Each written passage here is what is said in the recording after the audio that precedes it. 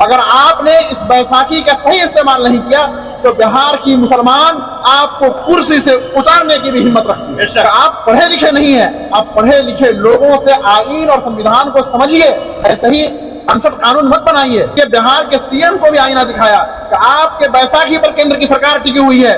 अगर आपने इस बैसाखी का सही इस्तेमाल नहीं किया तो बिहार की मुसलमान आपको कुर्सी से उतारने की भी हिम्मत रखती है। ये एक कानून आया, इनके मंत्री आरसीपी सिंह थे केंद्र, उन्होंने सपोर्ट किया।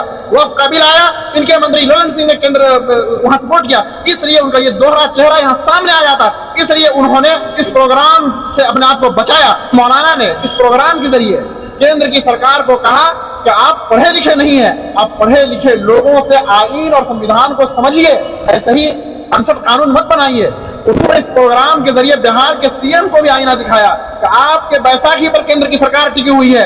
अगर आपने इस बैसाखी का सही इस्तेमाल नहीं किया तो बिहार की मुसलमान आपको कुर्सी से उतारने की भी हिम्मत रखती है। नीतीश कुमार क्यों नहीं आए मुसलमानों के प्रोग्राम में? नीतीश कुमार जी मुख्यमंत्री हैं, वो मुसलमानों के बीच जाते हैं और कहते हैं कि मेरी वजह से तुम सेफ हो, मैं कानून मदरसों को ये दे रहा हूँ, एड दे रहा हूँ, ग्रांट दे रहा हूँ, लेकिन पार्लियामेंट में और सदन के अंदर उनका दोहरा रवैया होता है। हमारे खिलाफ जो भी बिल आता है उसका वो सपोर्ट करते हैं। आप याद कीजिए, सीए का कानून आया, इनके मंत्री आरसीपी सिंह थे केंद्र, उन्होंने सपोर्ट किया।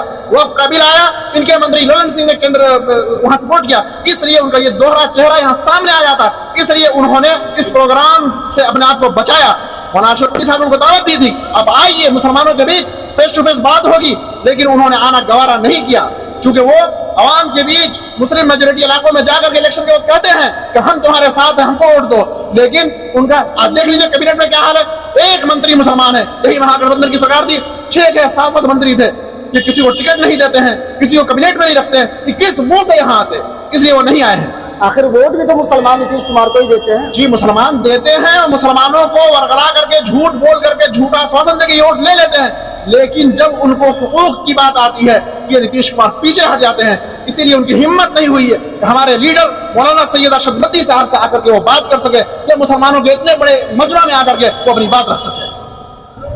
आखिर अब तक मुसलमानों के कोई ऐसे रहनुमा क्यों नहीं बन सके, खास करके पॉलिटिकल पार्टीज में? मुसलमानों के रहनुमा हैं, सब कुछ है, काम भी हो रहा है, लेकिन मुसलमान और समझ भी रहे हैं, मुसलमान वोट के वक्त और वक्त के हिसाब से अपना सही डिसीजन भी लेते हैं। लेकिन अब ये नीतीश कुमार का दोहरा रवैया सामने आ गया है, उनकी अब हमारे बीच नहीं चलेगी। मौलाना अरशद बद्दी साहब ने वार्निंग दी है आज कि आपके बैसाखी पर केंद्र की सरकार टिकी हुई है, अगर आपने सपोर्ट कर दिया वक्त बिल को तो फिर हम आपको आने वाले चुनाव में एक साल के अंदर ही चुनाव, फरवरी में भी हो सकता है, नवंबर में भी हो सकता है, तो क्या हश्र होगा जदयू का और उनके बीजेपी का, वो समझे। अब आने वाले इलेक्शन में मुसलमान किस तरफ जाएंगे?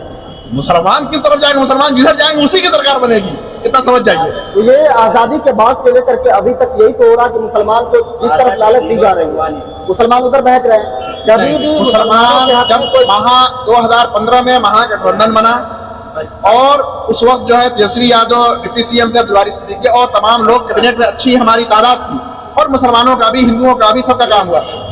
उसके बाद 2022 में जब सरकार बनी महागठबंधन की, तो नौकरियां मिली 4 लाख 5 लाख, तो मुस्लिम नौजवान किसी न किसी तरह तेजस्वी यादव को उम्मीद की निगाह से देख रहे हैं। ये आप लोग सब समझ रहे हैं इस बात को।